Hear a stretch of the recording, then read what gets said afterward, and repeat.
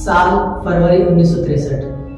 1962 की भारत चाइना जंग को अभी 3 महीने ही हुए थे, जहां एक तरफ भारत इस जंग से उबरने की कोशिश कर रहा था, वहीं दूसरी तरफ पहाड़ों में गिरी बर्फ में एक कहानी अभी भी दफन थी, जिसका बाहर आना भी बाकी था। ये कहानी उन 120 बहादुरों की जो चाइना के 3000 सैनिकों से लड़ते हुए शहीद हुए। पहले इनको लापता, भगोड़ा, न जाने क्या क्या कहा गया, लेकिन जब सच सबके सामने आया तो सबकी आंखें फटी की फटी रह गई। जब इनकी बॉडीज मिली तो इनके हाथों में राइफल अभी भी थी, उंगलियां ट्रिगर पर थी, हाथों में ग्रेनेड था। उन 120 बहादुरों की शौर्य गाथा को देखकर, उनके बलिदान को देखकर पूरे देशवासियों की आंखें नम हो गई और सीना गर्व से चौड़ा हो गया। तो चलिए देखते हैं कि कैसे 120 बहादुरों ने उन चीनियों का सामना किया और अपना नाम सुनहरे अक्षरों में इतिहास के पन्नों में लिखा। ये कहानी है रेजांगला घाटी की, जो आज उन शूरवीरों के नाम से जानी जाती है। तो चलिए शुरू करते हैं। तो सबसे पहले हम रेजांगला की भौगोलिक स्थिति को समझते हैं। लद्दाख की पहाड़ियों में लेह से 150 किलोमीटर दूर चुशूल घाटी है, जो वहां पे एयरबेस है भारतीय वायुसेना का। इसको कब्जे की कोशिश के लिए चाइना पर पुरजोर कोशिश कर रहा है। चुशूल एयरबेस से 50 किलोमीटर दूर रेजांगला पास है। इसको आसान भाषा में समझें कि चुशूल घाटी का जो एयरबेस है, अगर वो किला है तो रेजांगला उसका मुख्य दरवाजा है, जो लद्दाख वैली में है। अगर रेजांगला पे चाइना कब्जा कर लेता है तो चुशूल एयरबेस उनका होगा और पूरा का पूरा लेह लद्दाख का एरिया चाइना के कब्जे में चला जाएगा। तो ये थी उसकी भौगोलिक स्थिति। इसलिए रेजांगला को बचाना बहुत ज्यादा जरूरी था और युद्ध के नजरिए से रेजांगला बहुत इंपॉर्टेंट अहमियत रखता था। रेजांगला घाटी करीब 17,000 फीट की ऊंचाई पर थी और जहां का तापमान -30 डिग्री से नीचे चला जाता था और अत्यधिक ठंड के कारण यहाँ युद्ध लड़ना बहुत ज्यादा मुश्किल था। रेजांगला की भौगोलिक स्थिति, चलिए इस कहानी को थोड़ा शुरू से समझते हैं। भारत चाइना के संबंध, भारत आजादी के बाद से ही चाहता था कि चीन के साथ उनके संबंध बेहतर बनाए जाए और दोस्ती का नाता अपनाया जाए, लेकिन चीन शुरू से ही अपने इरादों पर कायम रहा है। वह हर चीज पर अपना कब्जा जताने की कोशिश करता है। यही युद्ध के कारण बने, जिसमें से पहला कारण की बात करें कि चीन का तिब्बत पर कब्जा कर लेना 1950 को। अगला कारण है कि दलाई लामा को भारत में शरण लेना, जो बौद्ध धर्म के सबसे बड़े प्रचारक माने जाते हैं। अगला G219 हाईवे का निर्माण करना, जो लद्दाख से अरुणाचल प्रदेश तक, अगली बात करें यहां से पूरे अरुणाचल प्रदेश तक एक सड़क है, सीधी सड़क जो तिब्बत से होकर भी जाती है और अक्साई चीन भी इसमें शामिल है। तो ये युद्ध की अगली वजह बना और सीमा विवाद अक्साई चीन को लेकर तो शुरू चलता ही रहा है। आखिरकार चीन ने 20 अक्टूबर 1962 को भारत पर हमला कर दिया और भारत के अलग अलग सीमाओं पर उसने हमले शुरू कर दिए और एक एक करके सभी चौकियों को कब्जे में लेने लगा। रेजांगला की बात करें, उस समय 13 कुमाऊं रेजिमेंट को वहां पर तैनाती की गई, जिसमें सभी सिपाही आंधी समुदाय से आते थे, जो पंजाब हरियाणा के थे और इनकी संख्या कुल 120 थी। यहाँ पे आशंका थी कि चाइना यहाँ पे हमला जरूर करेगा, क्योंकि भौगोलिक रूप से रेजांगला और चुशूल घाटी बहुत इंपॉर्टेंट थे। अगर ये उनके कब्जे में चले जाते तो भारत का काफी ज्यादा नुकसान होता। 13 कुमाऊं रेजिमेंट के कमांडर थे मेजर शैतान सिंह। इनकी कंपनी का नाम चार्ली कंपनी था। इनके पास single loaded rifle, mortar 2-3 inch के, ग्रेनेड एक्सेट्रा, लेकिन इनकी संख्या भी काफी कम थी। इन्हीं सारे सामान के साथ इन्होंने चाइना का सामना किया। 20 अक्टूबर से चाइना ने भारत की अलग अलग चौकियों पर, अलग अलग सीमाओं पर कब्जा करना शुरू किया। लेकिन हम फिलहाल रेजांगला की बात करते हैं। रेजांगला पर आखिरकार 18 नवंबर 1962 को चाइना ने हमला कर दिया। तो ये हमला कई चरणों में हुआ था। हमले से पहले सेना का आदेश भी था कि चार्ली कंपनी इस पोस्ट को छोड़कर पीछे हट जाए, यानी कि लड़ना है या पोस्ट को छोड़कर जाना है, ये सब मेजर शैतान सिंह की धारणा था और उनकी चार्ली कंपनी की धारणा था। लेकिन मेजर शैतान सिंह और कंपनी ने पीछे हटना स्वीकार नहीं किया और आखिरी दम तक लड़ने का फैसला। तो मेजर शैतान सिंह और चार्ली कंपनी के इस फैसले से अब ये तय हो गया था कि अब युद्ध होना ही होना है। तो मेजर शैतान सिंह ने प्लान बनाया। 120 जवानों की टुकड़ी को उन्होंने 3 हिस्से में बांट दिया। प्लाटून 7, 8, 9 जो अलग अलग दूरियों पर निश्चित पोजीशन पर बैठी हुई थी। अब सिर्फ इंतजार था और मेजर शैतान सिंह का ऑर्डर था कि दुश्मन को रेंज में आने दो, उसके बाद ही फायर करो, ताकि इनके पास हथियारों की संख्या कम थी और चाइनीज एडवांस हथियार के साथ एक एक गोली जब तक दुश्मन की मौत निश्चित ना हो जाए तब तक फायर नहीं की जा सकती। ये मेजर शैतान सिंह का आदेश था और तीनों टुकड़ियों पर नजर मेजर शैतान सिंह रख रहे थे और उनका हौसला बढ़ा रहे थे। तो इसके बाद आखिरकार पहला हमला सुबह 4 बजे प्लाटून 7 पर किया गया। तो इसकी खबर मेजर शैतान सिंह को दी तो उन्होंने फिर वही कहा कि पहले इनको रेंज में आने दो, उसके बाद फायर शुरू करो।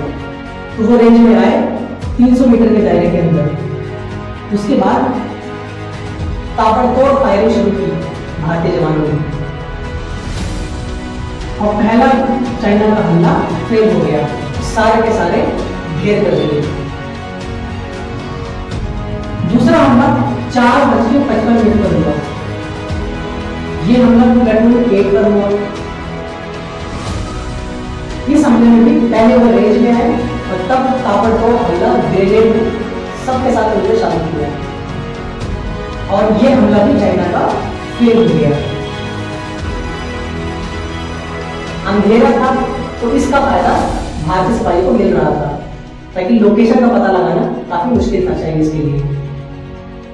तो चाइनीज की बुरी तरह हार के बाद तो उन्होंने तीसरा हमला सुबह 6:25 पर शुरू किया। यह हमला वो इतने फ्रस्ट्रेट हो चुके थे कि उन्होंने पूरी जोर लगाकर पूरी शक्ति के साथ आखिरी हमला किया। तो ये हमले में बहुत सारी चीजें हुई। मेजर शैतान सिंह भी घायल हुए इस हमले में। गोलियां कम पड़ रही थी, उनके कंधे पर, पैर में, पेट पे गोलियां लग चुकी थी। इन्होंने अपने एक सिपाही रामचंद्र से कहा कि मेरी बेल्ट खोल दो, मुझे बहुत दर्द हो रहा है। लेकिन जब उन्होंने उनके पेट पर हाथ लगाया तो मेजर साहब की आंखें बाहर आ गई, तो इसलिए उन्होंने उनकी बेल्ट नहीं खोली। गोलियां बम थी और मेजर साहब का आदेश भी था कि दुश्मन को गोली मारने के बाद उनकी बंदूकें दे दो ताकि हथियारों की कमी ना हो। इस तरीके से जंग लड़ रही जा रही है, जो शौर्य की एक अनोखी बात है। हाथों से भी युद्ध हुआ। ये सब हरियाणा पंजाब के अहीर समाज के लोग थे। इसमें राम सिंह, गुलाब सिंह जैसे सिपाहियों ने हाथों से ही चाइनीज लोगों को मारना शुरू किया। तो शैतान सिंह बुरी तरीके से घायल हो चुके थे, लेकिन फिर भी हिम्मत ऐसी कि दुश्मन भी घर आ जाए। उन्होंने अपने पैरों में रस्सी बांधकर राइफल उसमें बांधी और पैरों से फायर करना शुरू किया और वह लड़ते रहे। ये थे मेजर शैतान सिंह। इनकी असम में बहादुरी हमें गर्व की अनुभूति कराती है। कैप्टन रामचंद्र ये सब देख रहे थे।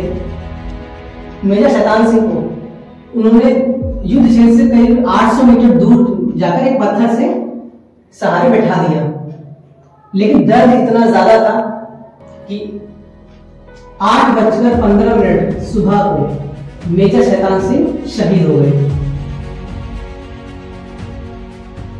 अब तक भारतीय जवान करीब 114 शहीद हो चुके थे, लेकिन 114 सिपाही जब शहीद हुए तब तक चाइना के 1300 सिपाहियों से ज्यादा को मौत के घाट उतार दिया।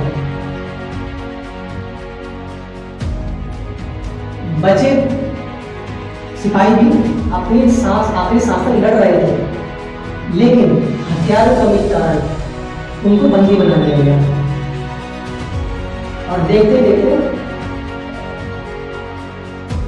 निजामुल्लाह घाटी चाइना के कब्जे में आ गई। लेकिन मेजर शैतान सिंह और बाकी जवानों की बहादुरी देखकर उन्होंने आगे ना बढ़ने का फैसला लिया और उसके बाद वापस लौट गए थे। कहा जाता है जहां मेजर शैतान सिंह का पार्थिव शरीर पड़ा था, बाकी सिपाहियों का शरीर पड़ा था, वहां उन्होंने अपनी बंदूकों को उल्टा किया, उसके ऊपर हेलमेट उनकी शहादत में रखी और वो उस जगह को छोड़कर चले गए। तो ये भारतीय जवान की बहादुरी है। तो उसके बाद 6 लोगों को बंदी बनाया गया, लेकिन धीरे धीरे करके वो उस कैद से भाग निकले। उसके बाद रेजानुल्लाह की कहानी युद्ध की खत्म हो जाती है। वहां पे बहुत ज्यादा बर्फबारी होती है। उसके बाद चाइना जंग को विराम दे देता है, घोषणा कर देता है या जंग नहीं होगी। तो सब कुछ शांत हो जाता है और रेजानुल्लाह में हुई घटना के बारे में किसी को पता ही नहीं था कि वहां क्या हुआ है। और बर्फबारी होने के कारण वहां कोई जाने की हिम्मत भी नहीं की है। सबको लगा कि हमारे 120 जवान या तो कैदी बना लिए गए या फिर जंग छोड़कर भाग गए। लेकिन फरवरी 1963 में एक गडरिया अपने चरवाहों को चराते हुए रेजानुल्लाह की पहाड़ी में घूम रहा था। उसने जो वहां देखा उसकी भी हालत खराब हो गई कि वहां हर तरफ लाशें ही लाशें पड़ी थी सिपाहियों की, और हाथों में बंदूकें, मोटार, ग्रेनेड। एक सिपाही के हाथ में इंजेक्शन पट्टियां थी, तो शायद वो अपने किसी साथी की पट्टी करने जा रहा था, तब वो शहादत हुआ। तो गडरिया ने जब वो सारा मंजर नीचे बेस कैंप में बताया तो वो सब वहां पर गए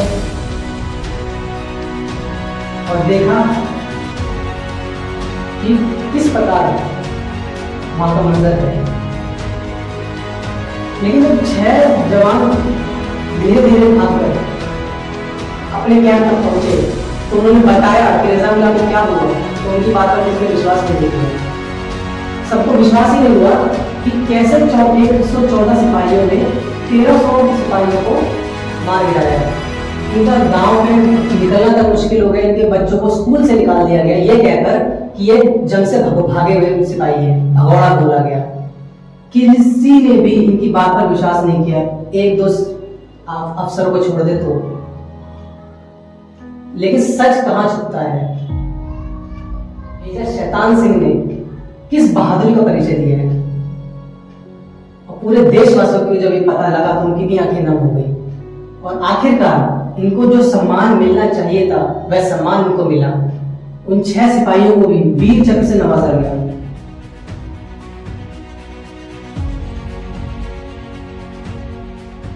और उन सभी के शवों को वही रेजानुल्लाह में बड़े अधिकारियों ने मुखाग्नि दी।